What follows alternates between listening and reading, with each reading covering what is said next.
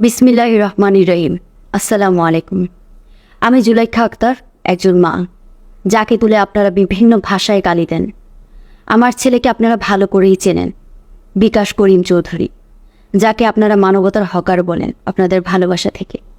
আজকের জাতির এই সংকটজনক মুহূর্তে আমার ছেলে চোখ, এটার কারণ তার বিকাশে পর্যাপ্ত পরিমাণে ব্যালেন্স নেই। পারিবারিক চাপের জন্য সে আপনাদের পাশে দাঁড়াতে পারেনি, নইলে শুয়েই পড়ত। কিন্তু সে মন প্রাণ দিয়ে যতটুক পারছে মনে মনে আপনাদের পাশেই আছে। আজ 7 দিন হলো সে ঘুমাতে পারে না, কারণ সে সারাদিন উত্তার মতন ঘুমায়। আজ 7 দিন ধরে সে ভাত খেতে পারে না, শুধু বিরিয়ানি খেয়েই দিন কাটাচ্ছে। সে চেষ্টা করছে যাদের ধরে নিয়ে যাওয়া হচ্ছে তাদেরকে ছাড়ানোর, কিন্তু অনেককেই ছাড়াতে পারছে না, কারণ তারা বিকাশ নয়, নগদ ইউজ করে। আমি কিন্তু চুপ থাকতে পারিনি। আমি জানি আমার সন্তান কতটা আমার প্রিয়। একটা মা হিসেবে আমি আমার ছেলেকে বারবার বলেছি, তুমি নিজে নগদে একটা অ্যাকাউন্ট খুলতেই পারো। ওর চেহারার দিকে তাকানো যাচ্ছে না, এত খারাপ চেহারা।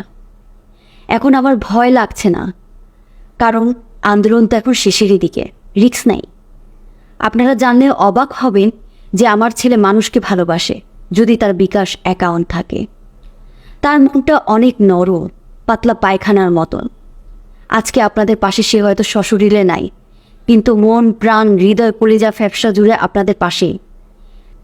তাই আমি আহ্বান জানাবো, আপনারাও ওর পাশে দাঁড়ান, সবাই বেশি বেশি বিকাশ করুন। আজ মা হয়ে আমি লজ্জিত যে তার নগদে অ্যাকাউন্ট নাই। এই, তুমি কিছু বলো এখন।